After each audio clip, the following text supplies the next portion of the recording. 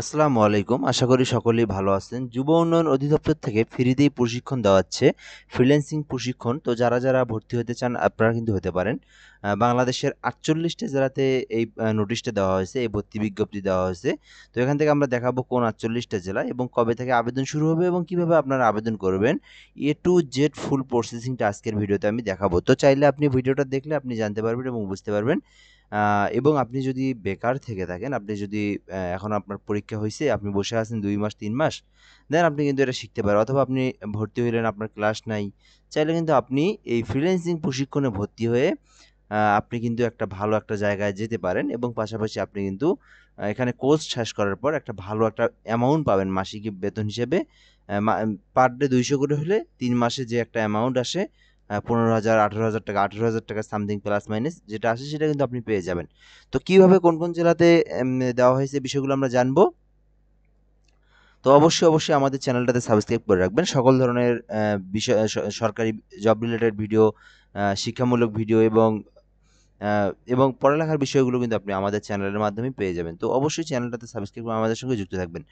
তো আমরা ফ্রিল্যান্সিং প্রশিক্ষণ বিষয়ে আমরা জানাবো। এখান থেকে কি বিষয় বলা আছে? যুব ও ক্রীড়া মন্ত্রণালয়াধীন যুব উন্নয়ন অধিদপ্তর কর্তৃক বাস্তবায়ীন ৪৮ জেলায়, অর্থাৎ বাংলাদেশের ৪৮ জেলায় কিন্তু সার্কুলারটা দেওয়া হয়েছে। তো ফুল বিষয়টা কিন্তু আপনাকে জানতে হবে। তাহলে কিন্তু আপনি পুরোটাই আপনি জানতে পারবেন। তো ৪৮ জেলায় শিক্ষিত কর্মপ্রত্যাশী যুবকদের ফ্রিল্যান্সিং প্রশিক্ষণের মাধ্যমে কর্মসংস্থান সৃষ্টি শীর্ষক প্রকল্পের আওতায় ফ্রিল্যান্সিং প্রশিক্ষণ পরিচালনায় নিয়োজিত প্রশিক্ষণ প্রতিষ্ঠানে e-learning and earning limited, 7 south Kalyanpur, Mirpur road, Dhaka ১২০৭ কর্তৃক পরিচালিত আগামী ১ অক্টোবর ২০২৫ হতে, অর্থাৎ আগামী ১ অক্টোবর, এটা তো সেপ্টেম্বর মাসের, আজ হচ্ছে ১৩ তারিখ, দেন ১ অক্টোবর থেকে কিন্তু ২০২৫ হতে ৩১ ডিসেম্বর, অর্থাৎ তাহলে হচ্ছে অক্টোবর, নভেম্বর, ডিসেম্বর, এই লাস্ট ৩ মাসে কিন্তু আপনার একটা ৩ মাসের একটা কোর্স এইটা। তো দৈনিক ৮ ঘন্টা মেয়াদি ৬০০ ঘন্টা ব্যাপী ফ্রিল্যান্সিং প্রশিক্ষণে ভর্তির জন্য নির্ধারিত ৪৮টি জেলার ১৮ হতে ৩৫ বছর বয়সী কমপক্ষে এইচএসসি বা সমমান পরীক্ষায় উত্তীর্ণ কর্মপ্রত্যাশী যুব ও যুব নারীদের নিকট থেকে অনলাইনে দরখাস্ত আহ্বান করা যাচ্ছে। তো এই বিষয়টা আমরা আরেকটু বুঝবো নিচের দিকে যে বিষয়টা। তো এটা মূলত ৮ ঘন্টা ব্যাপী। মূলত ৮ ঘন্টা পাবি। তাতে কে করতে পারবে? যারা একেবারে বর্তমানে বেকার বা এসএসসি পাস করার পরে বেকার বসে আছেন, বা রানিং এসএসসির পরে আপনি বসে আছেন, এইচএসসির পর বসে আছেন। আপনারা কিন্তু এই অবসর যে সময়টা, এটা কিন্তু আপনি এই একটা কাজে, ভালো একটা কাজে কিন্তু আপনি লাগাইতে পারেন। ঠিক আছে? তো এখান থেকে ৮ ঘন্টা কিন্তু সময় দিতে হবে। ঠিক আছে? যারা হচ্ছে ক্লাস রানিং চলমান, তাদের না করাই ভালো। কারণ সময় দিতে পারবেন না আপনি। পাশাপাশি এখানে আমরা যে বিষয়টা দেখব, ১৮ থেকে ৩৫ বছরের মধ্যে যারা আছে তারাই আবেদন করতে পারবে এবং এসএসসি পাশেও আবেদন করতে পারবে এবং এইচএসসি পাশেও আবেদন করতে পারবে। দেন এর নিচে হলেও আবেদন করতে পারবে না।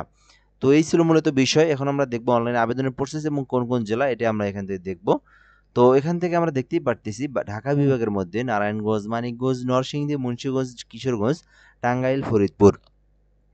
তো এরপরে ময়মনসিংহ বিভাগের মধ্যে যে জেলাগুলো আছে, ময়মনসিংহ জেলা, জামালপুর, নেত্রকোনা, এবং চট্টগ্রাম বিভাগের মধ্যে যেগুলো আছে, চট্টগ্রাম, কক্সবাজার, বান্দরবান, খাগড়াছড়ি, রাঙ্গামাটি, নোয়াখালী, ফেনী, ব্রাহ্মণবাড়িয়া, এই জেলাগুলোর মধ্যে যারা আছেন তারাই কিন্তু আবেদন করতে পারবেন।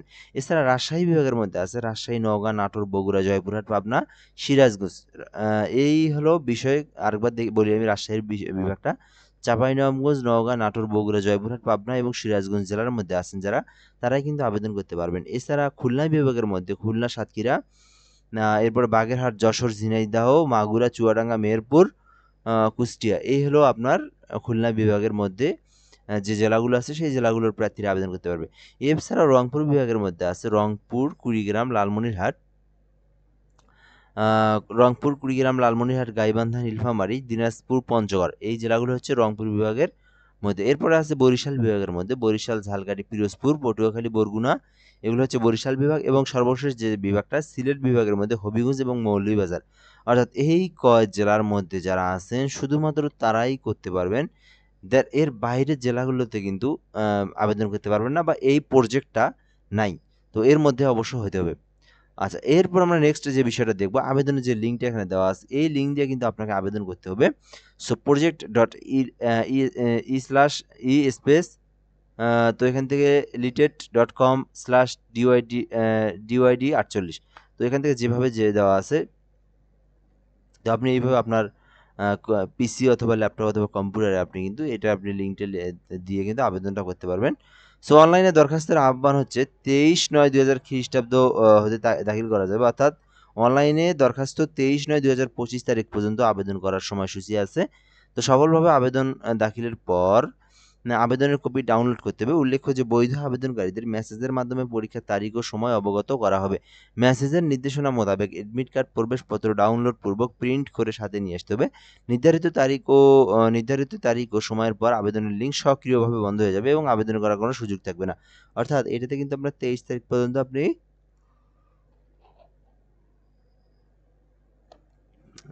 আল্লাহ আচ্ছা 23 তারিখ পর্যন্ত আপনি আবেদনের সময়সূচি আছে, এর মধ্যে কিন্তু আপনাকে আবেদনটা করতে হবে।